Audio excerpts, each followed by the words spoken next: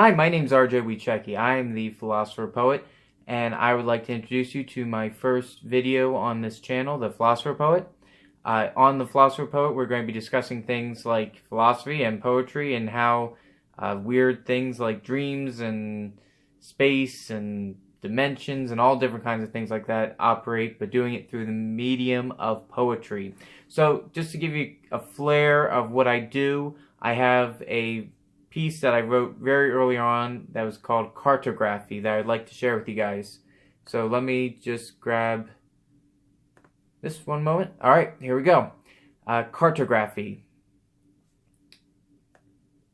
Atlas breathes a sigh of relief, a setting down of celestial heavens he held up all day. He covers himself in a blanket of stars for warmth. Warmth, that notion before it was one, unconscious of their being, yet to be conceived, a fetus in the womb. Atlas was born into a blank canvas to map the terrain, to convey all that is into one interface. One for the gods to meddle in the hearts of man. This man, cast to survey the geo, grew up a boy without earth and callous hand. He held up the cosmos, yet could not bite into its molten crust to taste the nectar of its juice. Atlas in youth was spellbound by Sisyphus, a titan among men and great builder of humanity, admired the drudgery and mire, heels firm and planted, caught captive by pushing a rock up a precipice to only fall down its fated path. Such elitist dreams are these for those caught in celestial spheres. Those celestial spheres, dwellings for Olympian gods. Atlas thought so noble to push up into the cosmos, to keep these deities away from man, or rather man away from them. Atlas, astute student of stars, astronomy and its myth, if only could capture its power of the heavens to bring breath his blueprints. The Calipolis to build the beautiful city, one he would reign, king of all knowing, all being. Atlas wondered to himself, is he an archetype?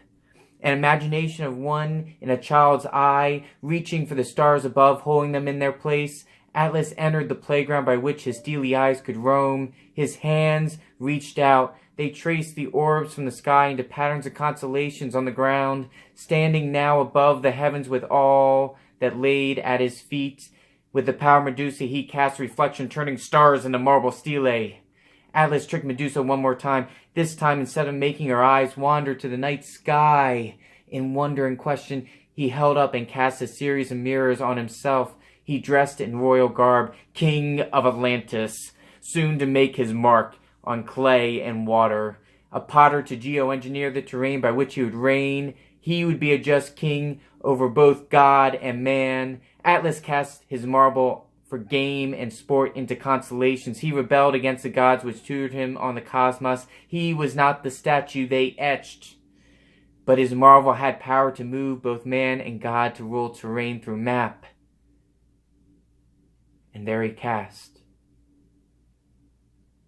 Atlas peed his pants, Atlas peed his pants, Atlas peed his pants.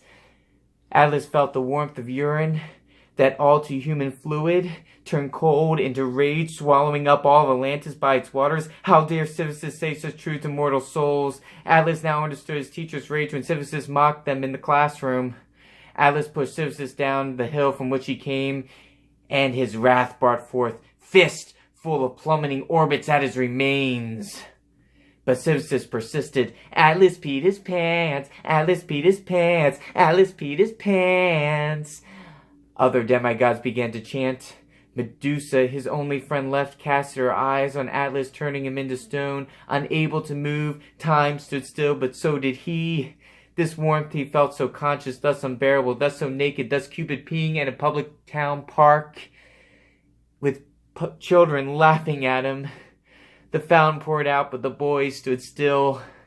Atlas loses his marbles, the gods took them away. They sit to rest on teacher's desk with punishment on display. He must now, after school, after thought, after time itself, minute after minute, infinite unyielding, write chalk white moral dogma of gods on black abyss. He must maintain stoic posture, rock etched on shadow cast, to convey timeliness and timelessness. An eternity of a boy of 9 must pass. Yes, that will be the day, Atlas thought, the hour after the hourglass.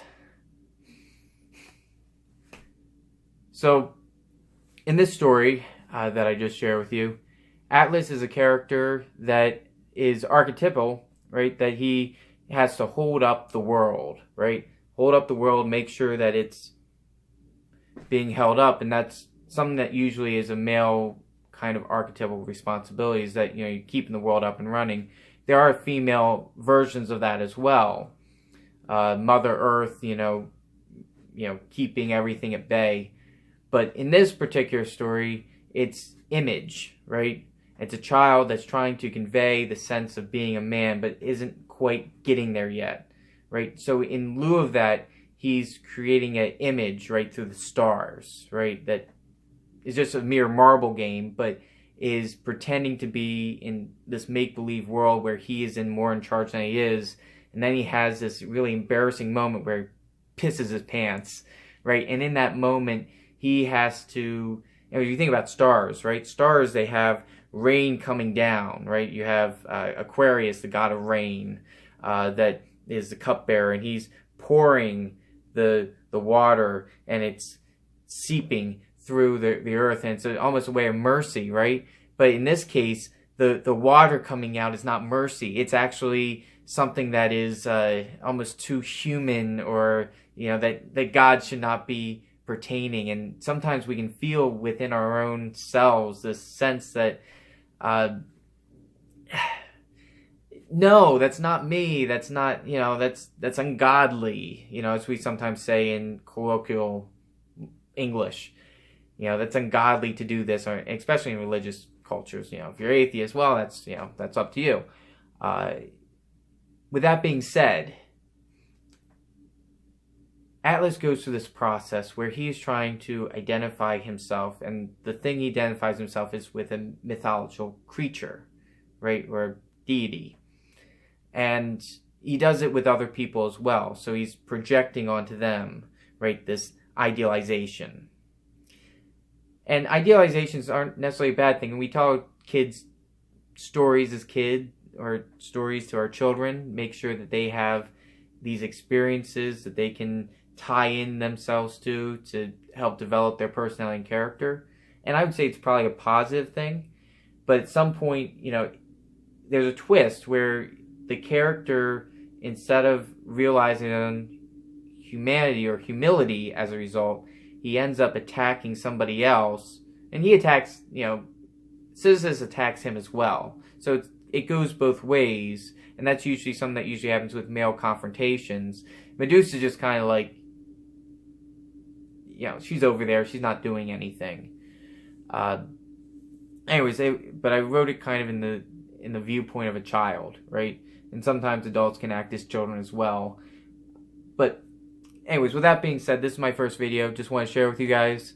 Hopefully there are guys over there. I'd love to have subscribers. I'm at 0 right now. So if you're my first subscriber, thank you, and I greatly appreciate it. And I will be posting every day a poem, a video, interesting content, and I'll jump into everything from psychology to philosophy to politics to poetry, aesthetics.